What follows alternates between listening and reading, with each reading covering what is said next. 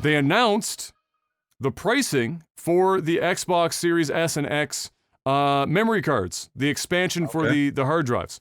Yep. So they're coming in at $219.99 US for a 1 terabyte drive, which sounds extraordinarily expensive because it is. However, keep in mind a couple of things. One, while some people compare it because it is PCIe 4.0, which is like the latest spec, while it doesn't run as fast as some high-end 3.0 or some 4.0 cards, it is still a specifically designed piece of hardware to suit the Series X and S. It was going to be proprietary in that regard. And Microsoft, as we mentioned many moons ago now when they first announced this concept of the memory card, is trying to make it as easy as possible for people, despite costing them probably about 15% more than they would get elsewhere without a big sale, to get into just buying a card and you plug the fucking thing into the console.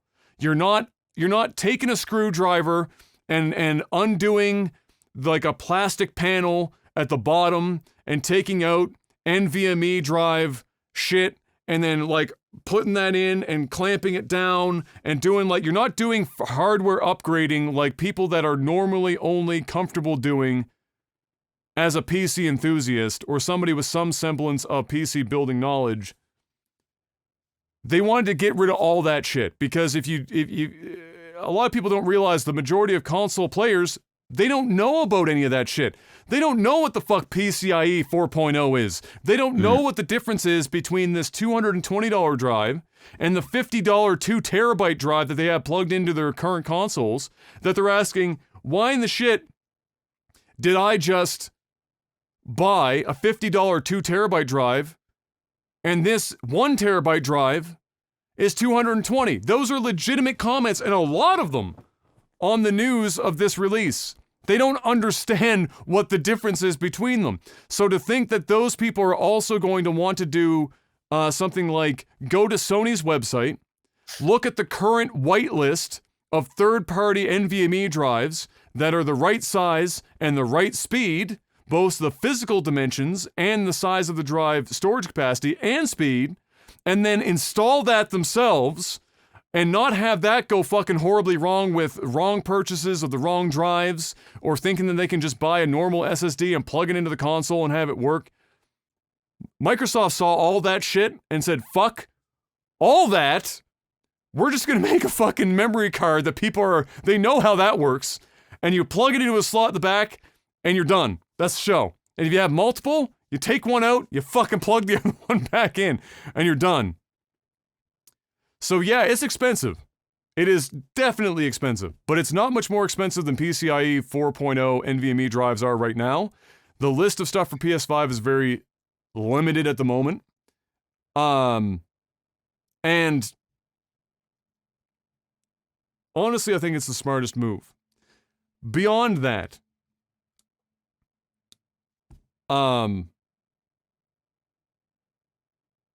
what people should also know, and this is true, I'm just jogging my memory here, this is true about PlayStation 5 as well, is that both of them require for the new games, so the PS5 games and the Xbox Series X or S games, they require that speed to operate those games. However, for the Xbox One games, Xbox 360 games or older, the ones that are backwards compatible, can all be run on any standard USB hard drive that you plug into the console.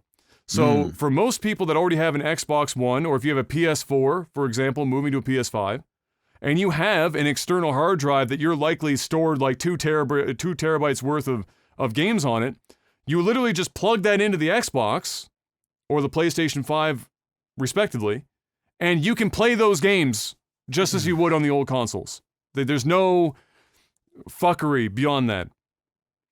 If you want to maximize the storage that comes with both of these consoles as well, PS5 and Xbox Series X and S, you get 1 terabyte on the Xbox One, and I think the final drive size is 824 or some weird number for the PS5, but call it 1 terabyte on each. that's like, 3 or 4 to 5 big games, right? Let's say that another one comes out and you don't want to have to download these games again because they're like 200 fucking gigs pop or some shit. What you can do is you can actually just transfer those games to a USB drive, like the one you probably already own, and then download a new game. And in the future, if you want, you can swap the ones from the USB drive back onto the internal hard drive and pick right back up and play it again in the future. You don't have to re-download it if you're worried about internet caps or slow internet speeds, things of that nature. So it's not as doomsday as people think that it is in terms of both pricing and in terms of not having enough storage space. It's just they're tackling it again in 2 totally different ways. PS5, very boutique. Yeah, we're going to let you go and buy a third-party drive from whoever the fuck you want, as long as it's an NVMe and it meets our size and speed specifications. The people that will be able to do that are far more limited than the people that can just go out and buy a memory card and plug it into the back of their console. And that's the show. Christmas time comes and says, Mom, I need an Xbox One or an Xbox Series X memory card for Christmas. Done. Otherwise, it's, Mom, I need a Samsung 980 or 990 PCIe 4.0 NVMe drive. You can find it on newegg.com. One of those 2 things is likely to go poorer than the other. So there is a strategy involved on both sides. You will absolutely, on the PS5 side, with a sale, be able to get a 1 terabyte NVMe drive cheaper than you would for the Xbox Series X and S side. You'll probably save somewhere in the neighborhood of $20 to $70 depending on the drive and the size of the deal. As we move forward, obviously the memory cards are likely to come down in price, but not at the speed, as the market will drop the price on 4.0 drives. But, again, 2 different tactics. And now you know, $219. It's a lot of money, but again, the challenge right now is people they see it and they think a lot of money because they don't know what that drive is doing. They don't know what the drive even is. They see solid state drive and then they go online for their computer and they see a 1 terabyte solid state drive, the 2.5 inch, and it's like $100. And well, like, I don't know. I don't know if I agree with that. I don't think that's what's going through their head. I think what's going through their head is that's what I've seen all day on every single post is exactly that. Like I was just about to say, I think what they're thinking is the fucking memory card is almost as much the goddamn console. Yeah, of course. It's a fucking memory card. That's ultimately what people are thinking. Sure. Because they're going, what in the actual fuck? I can buy 2 of these motherfuckers. Yes. I could actually buy 2 consoles just about. Yes. And call it a day. Yes. Opposed to a memory card. That's what your everyday consumer's thinking. And they're going, this is absolutely insanity. Yes. To the 10th degree. And here's the thing, is that if that passes through their mind, they should think, holy shit, the Xbox Series X already has a 1 terabyte drive in it. How in the fuck did they possibly make this thing $499 if just the drive on its own is $229 and there's a fucking graphics card and a CPU and RAM? Like no, I know, but they should for 5 seconds, but they don't. They don't.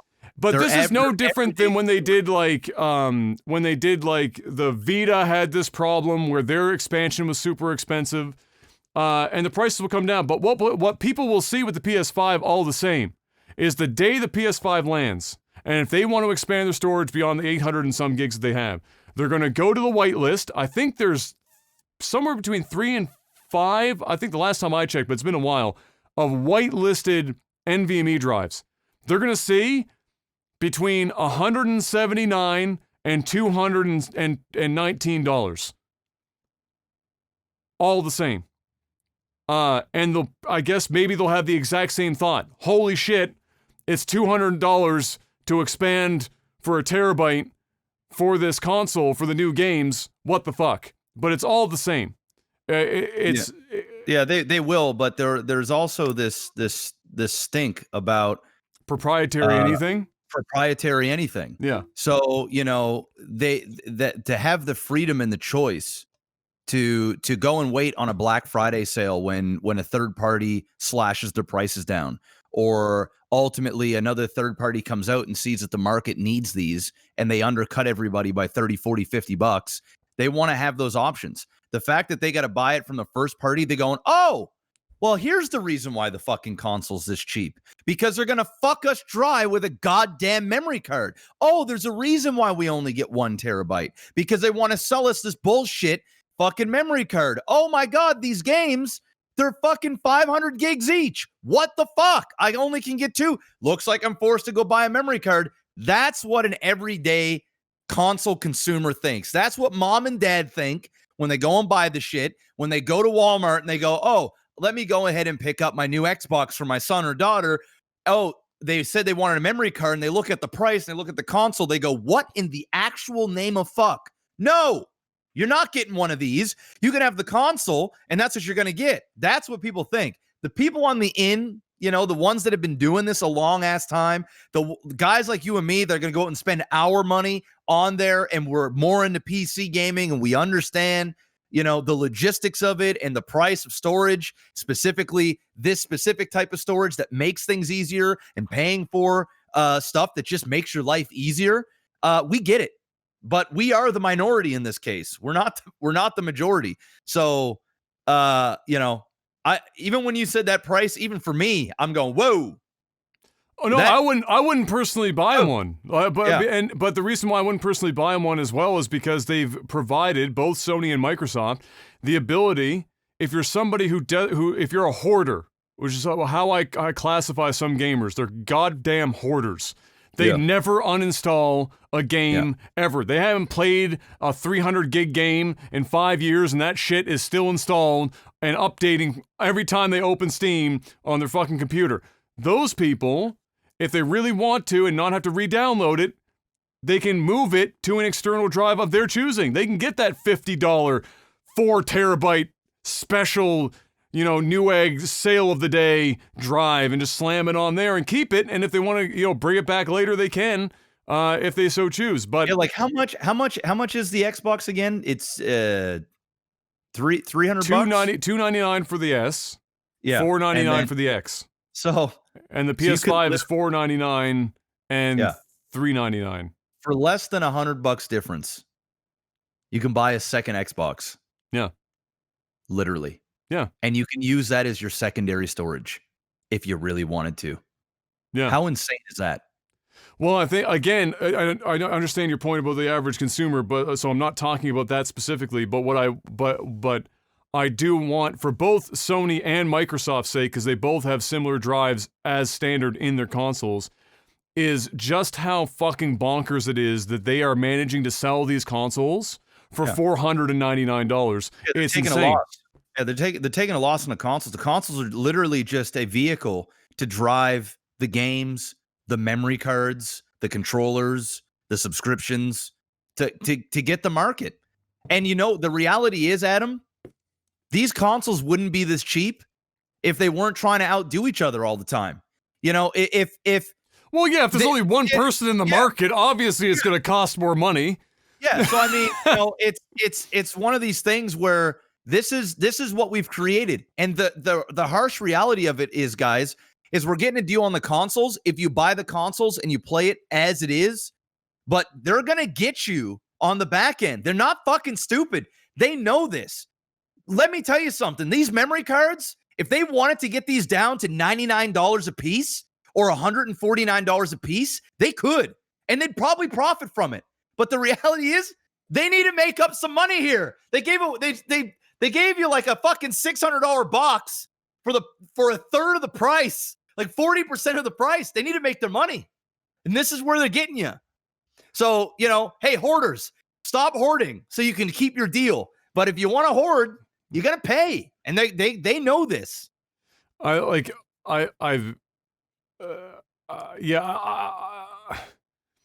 a terabyte should really fucking be good for most people. I mean, if you can somehow manage to need to have more than, let's say, 5 high-end AAA fucking titles installed on your console at any given time, I don't know what kind of life you're living, but fucking God bless you. I play games for a living, and I don't have that kind of shit floating around on my consoles.